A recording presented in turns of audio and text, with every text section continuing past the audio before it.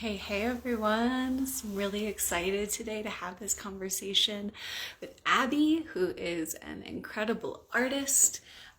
And we were chatting about some of the anxiety stuff that that I've been talking about a lot lately, and just discovered that she has also had some amazing experiences actually with anxiety and creativity. And I think she's coming in. So we'll just give her a minute and for anybody else to join. Perfect.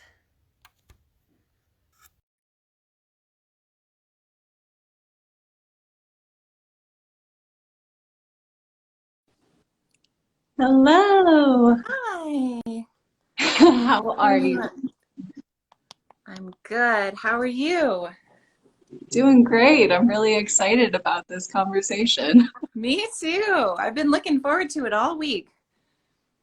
Yeah, so I would love, first of all, for you to just share a little bit about like who you are and what you do and all of that stuff for context for folks. Okay, so I am an artist. I'm first and foremost a mother and a woman in this modern day. Mm. I'm an artist and I'm also a full-time corporate project manager. So I wear a lot of hats, but my art is what I want to put out into the world, and it's what I love doing the most, and it's what makes me who I am. And I focus solely on art that brings joy.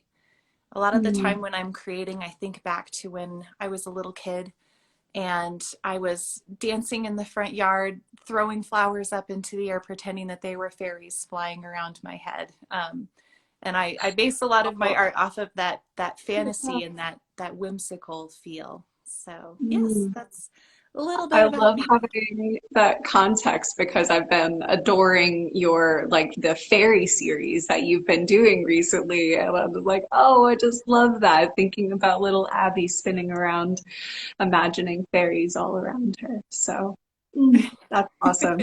Yeah, so I know this like the desire to have this conversation started because we were acknowledging that both of us share this sense of like anxiety has actually done some really good things. Like it definitely hasn't always been comfortable, but it's done some really good things in our lives. So yeah, I don't know, how would you begin to talk about the impact that anxiety has had that is maybe a little bit unexpected in that way? It wasn't until recently. It took me a really long time to figure it out. I did not always have a great relationship with my anxiety. For a really long time, I didn't even acknowledge that anxiety is what I was dealing with, if that Yeah, makes sense. I told totally does. myself for years that I was just a worrywart, and I was too stressed out. I was, overworked. I was doing too much, but for a very long time, I never acknowledged it as anxiety. Yeah. And then when I finally started to acknowledge it as anxiety, I freaked out a little bit at first, and I was like, "Oh my gosh, I've got this like clinical mental health diagnosis, and there's so much negative information out there about mental health, or not information. I feel like information is getting better. I feel like there's a lot of Mm. positive work around mental health issues these days. But there's still a lot of people out there who see mental health issues as a burden. And I'm not saying that they're not a burden or that they aren't a big deal, but you can learn to harmonize with them. And I figured that out because I finally started asking myself why I was worrying so much and why I was upset about these things that seemed so ridiculous some days. And the more I talked to myself about it, the more I got to know myself better. And I've really become a stronger person because my anxiety was saying, hey, you have this fear and it seems really crazy, but let's dig into it a little bit. Let's figure out why you're worrying, and let's Mm. talk about how you can be stronger and get through it. Mm. Yes. Oh, I love that. I think that's like such a beautiful, beautiful way of putting it that like when we start actually paying attention to it, we get to know ourselves better. And then like change can come from that. And I think that's Mhm. like a big part of my work was overcoming the resistance to it. Because even once I was acknowledging like I'm experiencing a lot of anxiety, that it always came along with this shame that got Yeah. layered onto like I shouldn't feel this way. Mhm. There's not enough of a reason to feel this way, like especially on the days that I would just wake up anxious, like nothing has happened yet. Yeah. Like, what, like there's something wrong with me because this is happening. When really it was just that I had to look underneath the surface a little bit more. I had this assumption about anxiety because it can tend to be so focused in on the minutia of our days. I think there's this assumption that that's where it comes from, is the Mhm. minutia of our days. So if Mhm. it doesn't feel like what's happening in any given day is enough to validate high levels of stress or anxiety or something like that, then yeah, like this cycle of just like really being hard on myself for it and therefore not letting myself feel it. Yeah. Like I would be anxious, but like God forbid I actually feel the anxiety. Let me do a million other things, or try to numb myself out or just Mhm. get away from it and just thoroughly distract myself from ever feeling it. Um, and so yeah, really often for me when it was at its peak, I would feel it in the morning. I would get to work. At the time I worked at a job where it was one of those things where like my to-do list was always a mile long. It was excellent for avoidance. I made sure that it was always a mile long so that I Mhm. could keep avoiding it. And then I would get home and land on the couch, and that's when it would just hit me like a ton of bricks of just Mhm. like this is it was all there just like waiting for a moment to be witnessed. Mhm. And it also made it a lot worse at times, like when I couldn't just acknowledge that I'm feeling anxious about this, which like I want to just say this is really hard to do, like we're definitely not taught to move towards uncomfortable sensations, right? Like No. taught to move away from them as Yeah. quickly as possible. Yep. Don't feel those things, especially if you don't have a good enough reason to, which I love that thing that my brain does now. It's just like I see that all the time in all sorts of different things, and this is one of those things, right, that it's taught me. Like, Mhm. hey, you have this obsession with like having a reason to feel a certain way instead of just letting yourself feel the way that you feel. Like, Yep. hmm, Yep. that might be interesting to explore and unpack a little bit more. Yeah, it's normal to have fears and it's normal to be worried. I think it means that you really care. It means that you True. really care about your life and the things that are happening or the people in your life. And the thing about anxiety is it's just a little bit more amplified when you Yeah. have it. Everybody worries, everybody has fear. And when you have anxiety, it's just amplified. And um, it's taking the time to just acknowledge that, like you were saying. And sometimes it's Yeah. like, it's coming. Like a couple of weeks ago, I had a really stressful week planned, and I had planned everything. I knew that a bunch of stuff was going to fall in one week and that I was going to have a crazy week. And Mm. I remember saying to myself, at some point, it's going to hit you throughout the week that you've got too much going on. And I did everything I could to prepare myself for it, and it still kind of just snuck up on me. By Mm. Wednesday that Yeah, week, I was sure. like, oh man, I'm doing good and I feel great. And then all of a sudden it was like by Wednesday afternoon that week, I was just like doused in, um like my heart was racing, my jaw was clenched, and it was like I Mhm. didn't realize already that I had let it hit me so hard. And sometimes you can't prepare for it. And the best thing you can do is I happened to need to stop at my mom's house for something, and I got to my mom's house and I was supposed to be somewhere else in about 30 minutes, and I just laid down on the floor in my mom's house and I just kind of spilled my guts to her for a minute, and I said, Mhm. I just need to vent and get this out. I need to give myself a few minutes to just acknowledge the way that I'm feeling. And just releasing that and letting myself acknowledge it was the best thing I could have done for myself that week, you know? Yeah, absolutely. I want to go back to something you said a moment ago about how anxiety amplifies everything, because I think this is actually like when I talk about like the gifts of anxiety, like I joke that like anxiety is my ride or die. Like we're just like we're in this together. And that's one of the reasons why is Mhm. because it takes things that I actually think I could have ignored about myself, about what I really wanted out of life, about how I actually feel in my relationships. Like it takes those things that could be ignored and makes them unignorable. It Right. makes me face them because, you know, the heart is going to keep racing and the breath is going to keep getting shorter. And at its most extreme, the panic attacks are going to keep happening until I Mhm. actually face and acknowledge what is trying to be communicated through that. And so, Yep. yeah, like in some ways, it's just like, man, like this is actually a wonderful partner in a lot of my life, you know? We got a question coming in. How do you handle situational anxiety? Not something ongoing, but when something happens in the moment. Yeah. Um, I think that is one of those times that like having a mindfulness practice is really helpful for me because it's sort of the same thing, but like in the moment when like you may actually be doing something else to be able to first of all notice that it's happening, like this is what's happening right now. And then for me, and I'll let you answer this too, Abby, but for me, it's about validation. It's about acknowledging, first of all, that the feelings are there, but also acknowledging why they might be there. You know, like so, like, just to give an example, I've gotten very desensitized or very sensitized rather to driving because of COVID.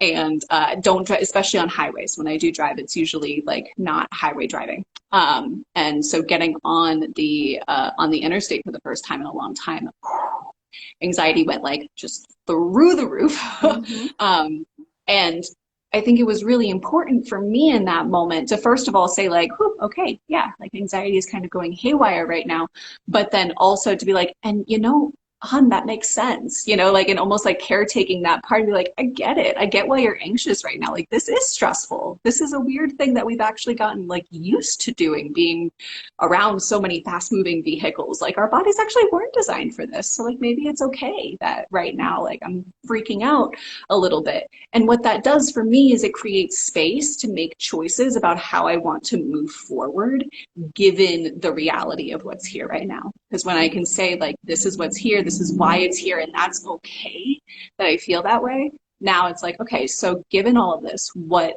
can I do? You know? And in some situations, it may be like, I can ask Google to reroute me to non highway driving.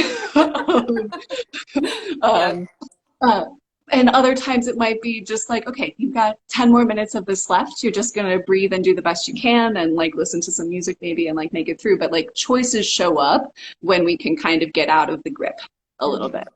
Yeah. Yeah, and in the same respect, having faith in yourself, right? We've been Mm, driving for a very long time. You know, we know how it works. that's me too. Yeah. And having Right. faith in yourself, knowing that you can get through it. I have a really specific example on this one. My son flies to Alaska every year to see his father.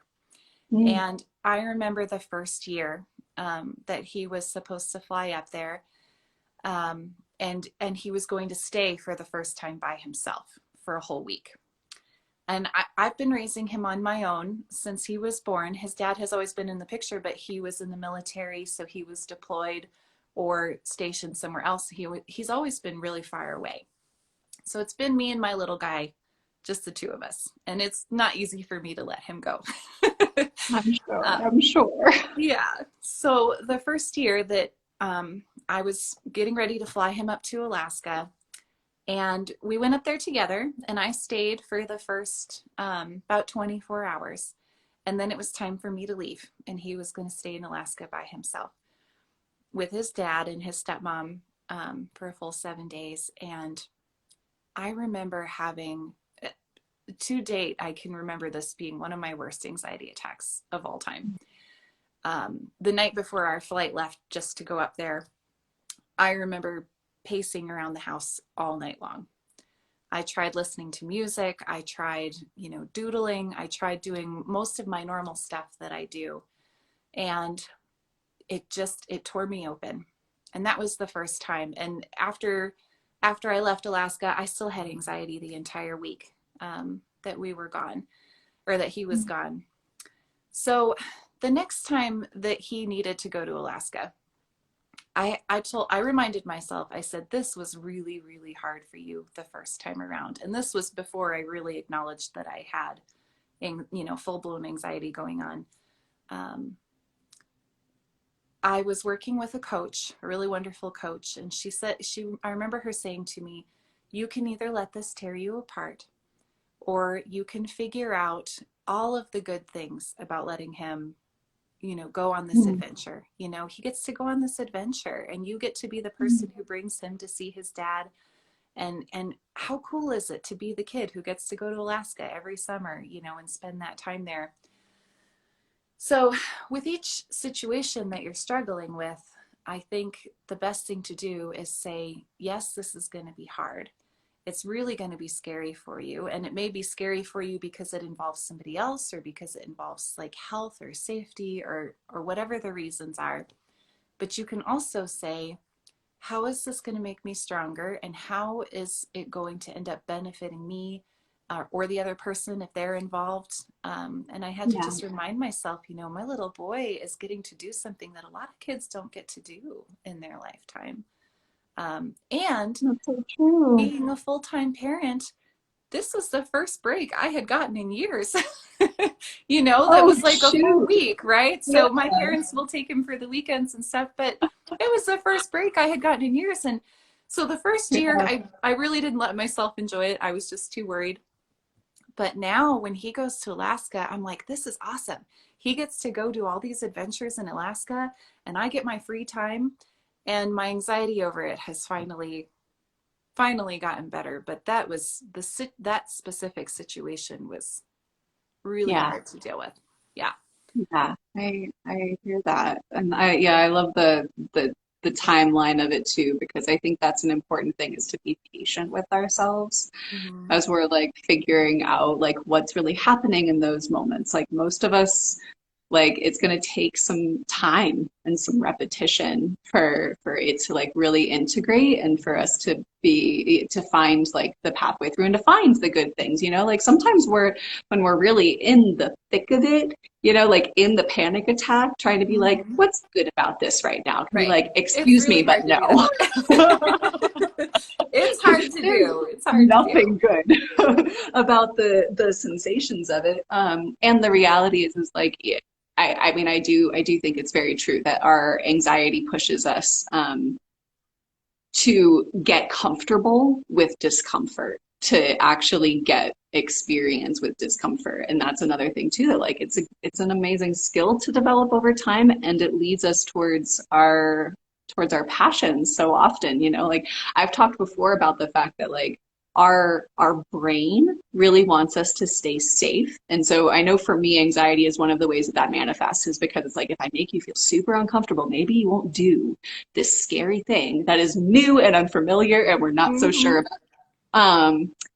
But our soul, our spirit, like usually it wants us uncomfortable, because that's where Mm-hmm. growth is. Like growth Mm-hmm. happens at the edges. That's where transformation happens, is at those edges. So like it's going to keep pushing us. And oftentimes, like if we don't take one door, it's going to like open up another one, and we may not even recognize that it's a door for a while, because it might just feel like freaking uncomfortable,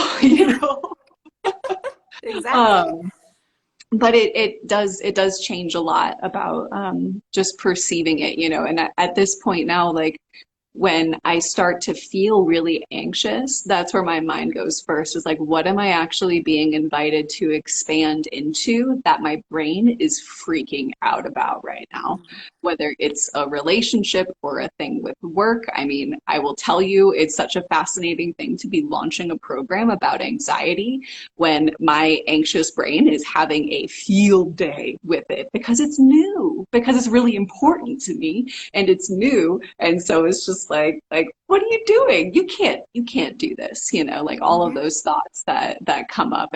But what's fascinating is like that actually helps me to do it, to to actually show up in it more, to show up more authentically with it, because it's bringing those sensations to the forefront, like we talked about. Like, I don't get to ignore it.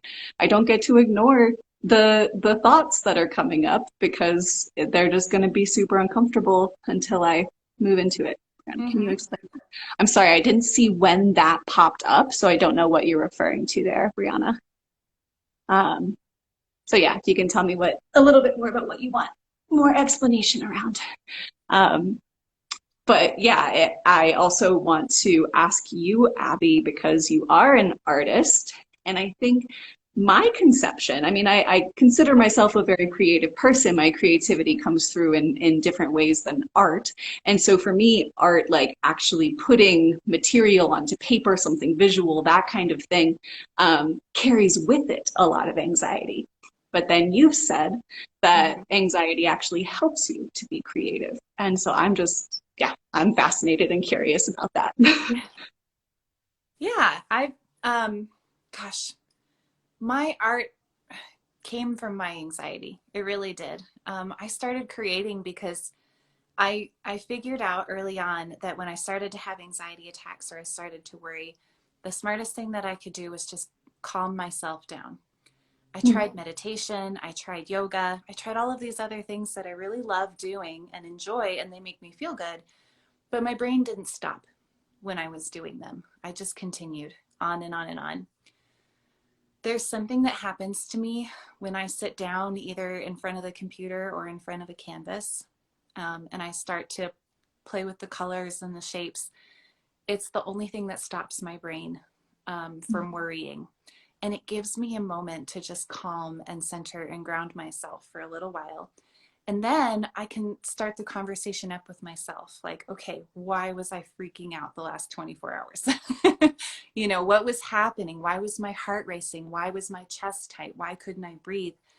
And it's one of the few things that calms me down. And I've heard a lot of people say the same things when they're doing creative work.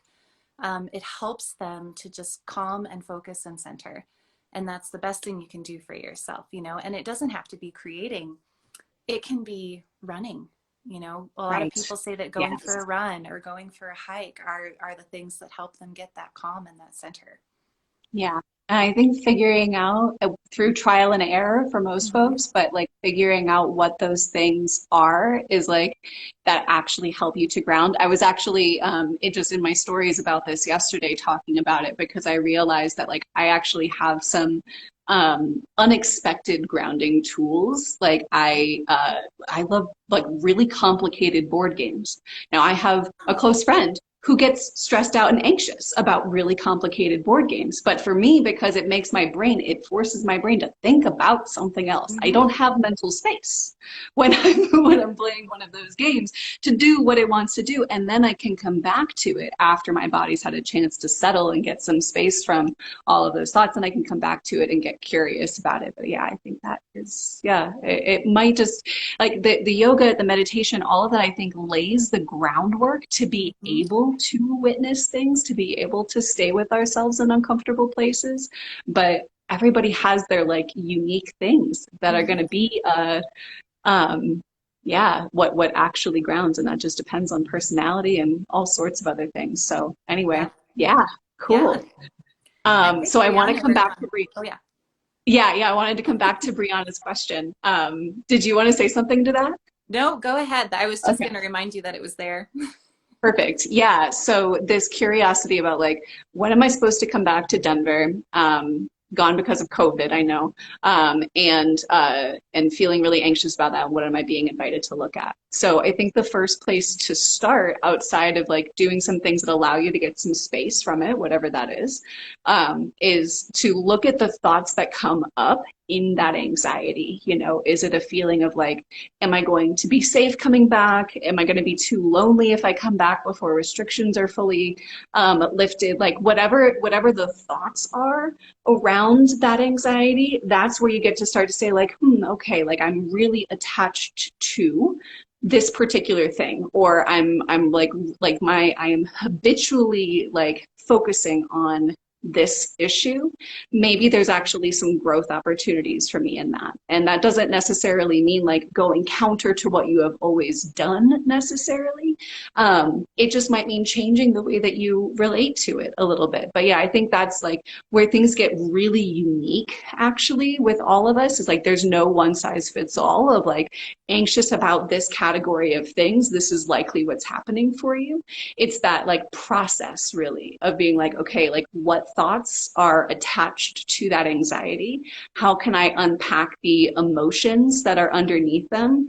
And through that, like coming back to that validation and that like self-understanding of like, actually, okay, yeah, Brianna, it makes sense that you're worried about this particular thing. Like that makes so much sense.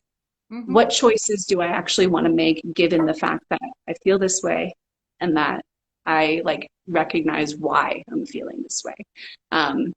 And that can be an interesting piece too, is like actually opening up to all of the choices that we have. Because I think sometimes anxious thoughts in particular can have us feeling a little bit stuck, like we don't have a ton of choices. Or that we have to make certain choices, whether it's because of other people or because of the ways that we think that we should. And while it's true that we have all of these other influences and there are some things that just aren't going to be available to us depending on our situation. Oftentimes there's more space than we initially realize, you know? Mm-hmm. Like than we initially, and more choice than we initially realize, and more, yeah, like going back to your example of like recognizing that you were feeling super stressed out about what was actually your first break as a mom in years, you know, like that shift, like it doesn't often happen on a dime, like usually it happens over time, but just understanding that when we're in those spiraling thoughts, we may not be seeing that, but that doesn't mean that it's not there and that it's Right. not coming. Yeah. Yeah. And that's the beautiful thing about anxiety, is it really does help you get to know yourself better. It teaches you to ground into the things that you already know that can help you. But there are some situations that pop up where your normal go-to grounding or whatever you do to calm yourself, they're not the same, or it's not going to Yeah. do the same thing. And then you have to kind of get uncomfortable again and say, I need a new tactic for this one. And Yeah. then you try something Let new, me, and then you can add something else to your bank of things that you can use to help with your anxiety. So, so much of it is experimentation and awareness, you mm-hmm. know, like, I mean, I always like ground into that like awareness piece of things, that like, because that's the crux of it. Like if we keep throwing spaghetti at the wall, but we're not seeing what's sticking and what's not sticking, like we're just going to keep doing that over and over again. But Mm-hmm. if we're trying things and actually like, and not just being like, oh, that sucked, or oh, that was great, but like actually unpacking like, man, how did that make me feel? What were the components of that were helpful or not helpful for me? Because of that, again, then when we start to peel back the layers of it a little bit more, we have choices. Do we want to try that thing in a slightly different way, or is that thing just not right for us? You know? Um, Yeah. yeah, yeah, for sure. And I know like it's simultaneously can be so big for like the little nitty gritty pieces of things, and then also like the huge like life choices that we make, you know, and like being in that relationship of like, I mean, I know I've talked about it on Instagram a lot, but I'll just like say it again because why not? Somebody might be watching this who has never heard of me before, but like when I chose to get into yoga therapy and leave my job entirely because the anxiety got so bad that I couldn't ignore it. And this was like really like that period of time where it's like it was just so intense, and I was having regular panic attacks, and I was being in the resistance of it, and I was, you know, digging my fingernails into my hands to try to distract myself from what was happening in my head. You know, it was like this it hit that apex point where it was like something is happening here and you cannot ignore it anymore. You Mm-hmm. just can't. It's not sustainable. And I think as a collective, actually, one of my teachers, Lindsay Mack, talks about this a lot right now. Like on a global scale, it is no longer sustainable for us to just keep holding up the status quo. Yeah. It's not. So we're like all collectively being called into this. And I think that's part of why we're experiencing a spike of anxiety, because we have this like, generations of settling into the way that things are and to the way that our country works and like all of these things, like we're rooted in it. And now it's just like, nope, Aquarius is here to shake that shit up. And it's just scary, It's really scary. But like, it's not sustainable to not do it anymore. It's not sustainable to not be living from your soul truth, Like, we all have things that we are supposed to be bringing into the world. I'm on a soapbox. I should get off. It was a good soapbox. Oh, anyway, okay. Anything else before we close? Well, I love what you really said the other day about how our mind wants us to stay safe. And it's kind of like it's checking up on us. And our soul is usually the thing that pushes us into discomfort. Yeah. That's what happened to me with my art. I was creating because I loved creating, because my soul called me to do it, because I loved the way that it felt. I loved what it did for me as a person. I love the beauty of it in the way that my pieces come out. But my mind always said, but what if other people don't like it? Like, what if you put it out there and other people don't like it? Or what if you mess up on something that doesn't look perfect, or, all of those fears. And I've actually become a better artist because my mind was kind of dipping in there and saying, how can you do this piece a little bit better? And my soul was saying, even if you choose to make this a little bit better, it's already good enough because it's coming from your soul and it's coming from your heart. And having that amplification from your anxiety, it teaches you how to kind of just dig in and find that balance between the two. And that's what I really love about it. Yeah, that's magical. Mm-hmm. Yay. Tell people how they can see your art.